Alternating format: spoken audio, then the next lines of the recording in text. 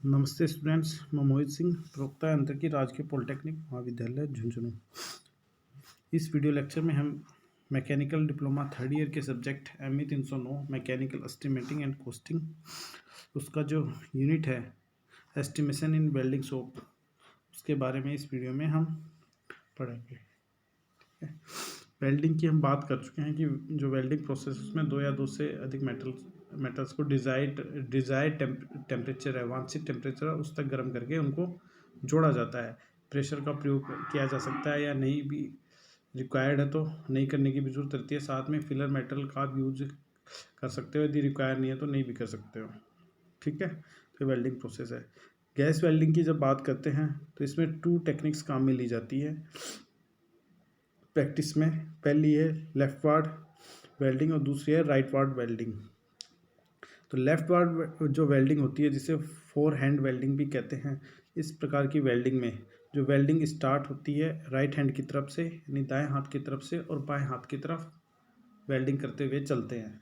ठीक है, इस प्रकार की वेल्डिंग है वो 3 mm की थिकनेस तक तो आप बिना एज प्रिपरेशन के कर सकते हो, और 5 mm की थिकनेस तक आप एज प्रिपरेशन के साथ कर सकते हो। एज प्रिपरेशन का मतलब है जो जिन 2 प्लेट को आप ज्वाइन कर रहे हो, एग्जांपल के लिए आपके ऊपर जैसे ये दे रखे हैं वेल्डिंग के जो जॉइंट्स दे रखे हैं, इस प्रकार के जो जॉइंट्स होते हैं उसकी बात करें तो आपके सामने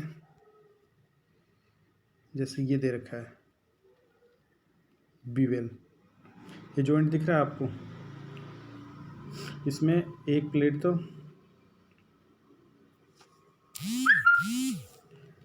ठीक है दिख रहा है ना, एक प्लेट तो ऐसी दे रखी है, हाँ, और दूसरी दे रखी है, आपको दिख रही होगी ये। ठीक है, तो ये एज प्रिपरेशन है। जैसे वी जॉइंट है, वी जॉइंट में भी कर रखा है, डबल बीवेल है, ठीक है, उसमें भी कर रखा है। समझ गए? तो इस प्रकार के जॉइंट करने पड़ते हैं,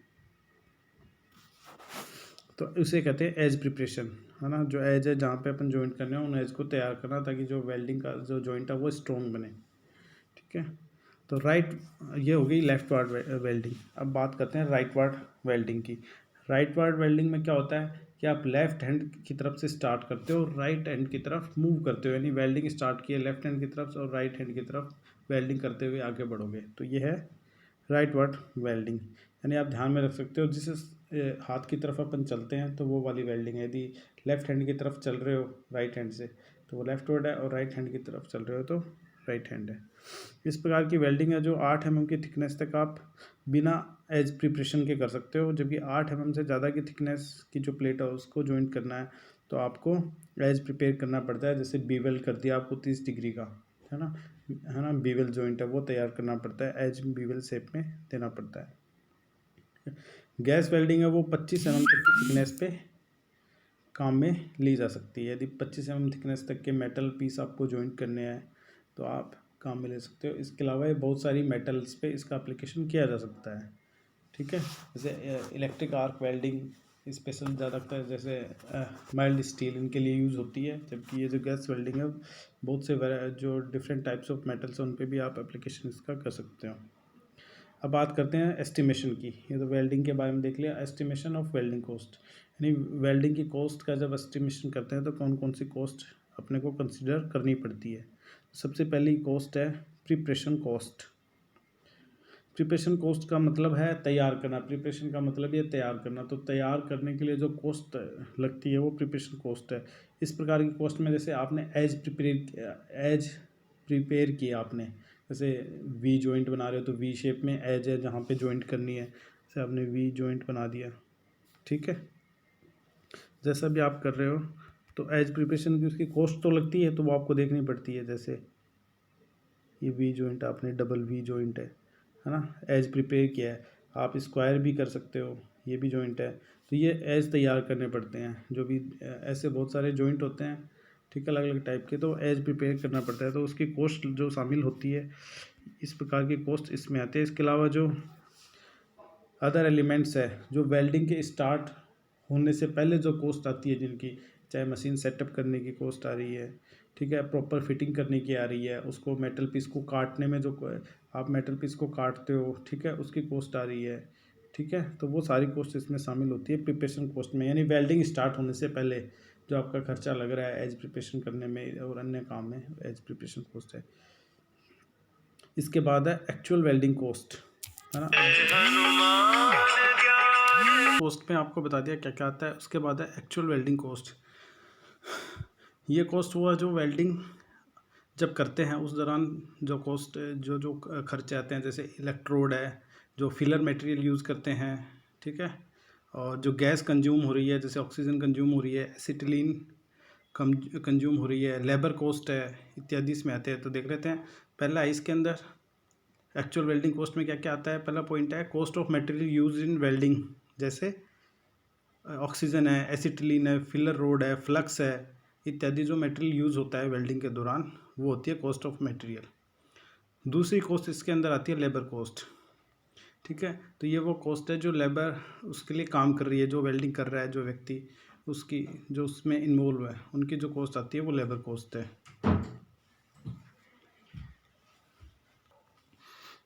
उसके बाद है वेल्डिंग फिनिशिंग कॉस्ट। ये वो कॉस्ट है कि वेल्डेड जो जॉइंट तैयार हो गया है, उसके बाद जो भी उसमें फिनिशिंग देनी है, थोड़ी ग्राइंडिंग करनी होती है, फिनिशिंग जो की जाती है, उसमें जो कॉस्ट आती है वो वेल्डिंग फिनिशिंग कॉस्ट है, ठीक है। कई बार हीट ट्रीटमेंट भी करना पड़ता है, ठीक है। इस कॉस्ट को भी क्या है कंसिडर करना पड़ता है जब अपन वेल्डिंग कॉस्ट का एस्टिमेट तैयार करते हैं। उसके बाद नेक्स्ट पॉइंट है ऑन कॉस्ट।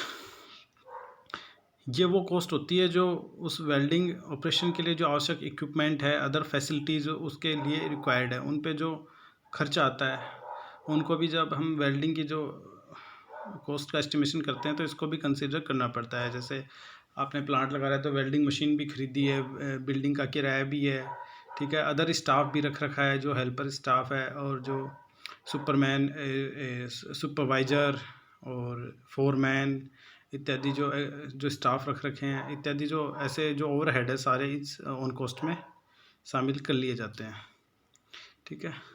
अब वो टेबल देख लेते हैं जो वेल्डिंग की जो कॉस्ट है उसके एस्टिमेशन में अपने को यूज़ करनी होती है। उसमें डाटा दे रखा है, प्री डिटरमाइंड डाटा है, ठीक है। ये वो टेबल है, इसमें आपको दिख रहा है जैसे प्लेट थिकनेस दे रखी है 1 mm की, आप वेल्डिंग टेक्निक काम में ले रहे हो लेफ्ट वर्ड, ठीक है।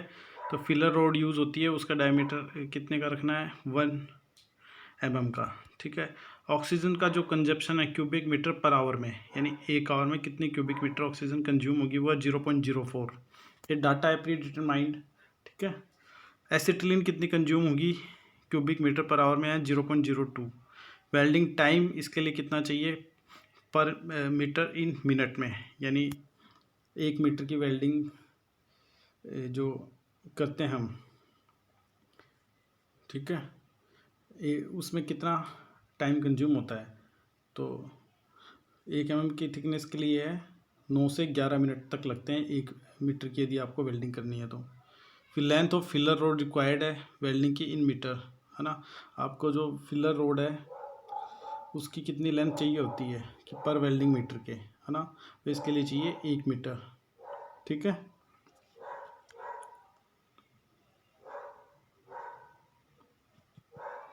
दूसरा दे रखा है जैसे प्लेट थिकनेस 2 है तो उसके लिए डाटा दे रखे हैं, ये है ना, ऐसे करके 5 mm तक जो लेफ्ट वर्ड में होती है उसके डाटा दे रखे हैं। उसके बाद है राइट वर्ड वेल्डिंग, जिसमें 25 mm तक की आप वेल्ड कर सकते हो, ठीक है, तो उसके डाटा दे रखे हैं। जैसे पहला दे रखा है 5 mm प्लेट थिकनेस है तो आपको फिलर रोड डायमीटर कितना है 2.5 mm का है। ऑक्सीजन कंजप्शन है 0.3 मीटर क्यूब पर आवर है। एसिटिलीन कंजप्शन है 0.2 मीटर क्यूब पर आवर है। वेल्डिंग टाइम है 16 से 18 तक का पर मीटर में।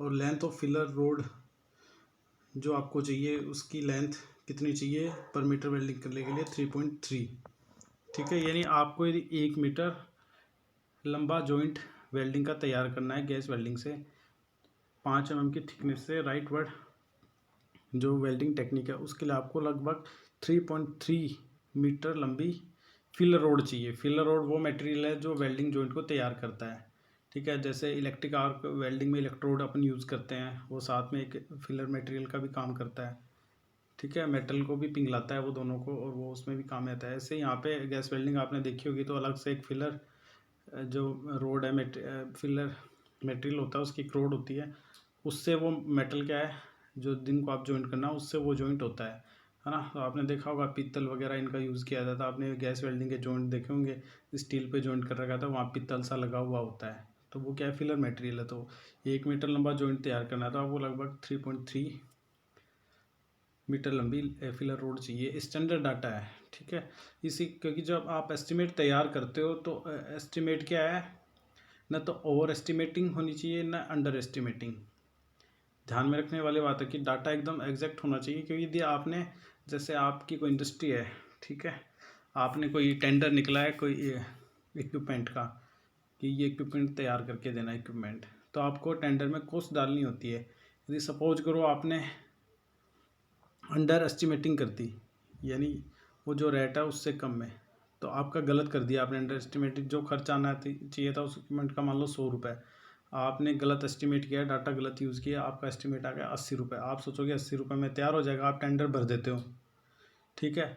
आप फिर जब एक्चुअल में आप वो काम करोगे तो अब आपको पता चला कि ये 100 रुपये का पड़ रहा है अपने, तो आप किस में चले गए, लॉस में चले गए, ठीक है। आपको टेंडर पास हो गया लेकिन आप लॉस में जाओगे, आपका सामान बिकेगा, क्योंकि 100 रुपये आपके पड़ रहे हैं, आपने, है ना, अंडर एस्टिमेटिंग कर दी, है ना, जो एक्चुअल आनी चाहिए थी उससे कम। इसी प्रकार ओवर एस्टिमेटिंग है, यदि आपने ज़्यादा कोस्ट गलत डाटा यूज़ करके ज़्यादा, जैसे वही इक्विपमेंट है, किसी फर्म ने आपको मांगा है 100 रुपये में, तो टेंडर खूब जने भरते हैं, आपने एस्टिमेट लगाया कि 130 में, ठीक है, 130 में बनेगा, आपका गलत एस्टिमेट है।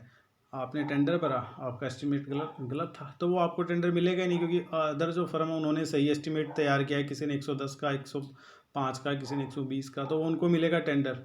तो अंडर एस्टिमेटिंग और ओवर एस्टिमेटिंग दोनों ही डेंजरस है। यदि आप इस फील्ड में, जो मैन्युफैक्चरिंग फील्ड में जो लोग काम करते हैं, उनको, जो एक्सपर्ट होते हैं एस्टिमेटिंग करने को करते हैं, उनको बहुत सारा नॉलेज रखना पड़ता है हर मटेरियल के बारे में। तो ये स्टैंडर्ड कंजप्शन यहाँ पे बता रखा है कि 1 मीटर में वेल्डिंग करनी है आपको गैस वेल्डिंग से 5 mm की थिकनेस पे, तो 3.3 मीटर लंबी आपको फिलर रोड चाहिए। इतनी रोड कंज्यूम होगी 3.3 मीटर लंबी। आप यदि इससे ज़्यादा या कम ज़्यादा कर रहे हो तो आप जो तरीका है उसको आपको सुधारना पड़ेगा, ठीक है। यही एस्टिमेटिंग का जो मेन, जो कॉस्टिंग एस्टिमेटिंग है, इसका यही पर्पज है। आप जो भी आपको हो सकता है आपकी ज़्यादा कॉस्ट आ रही है एक्चुअल, तो आप फिर प्रोसेस चेंज करते हो कि दूसरे प्रोसेस से करो ये काम, ठीक है। तो धन्यवाद स्टूडेंट्स, इस लेक्चर में इतना ही।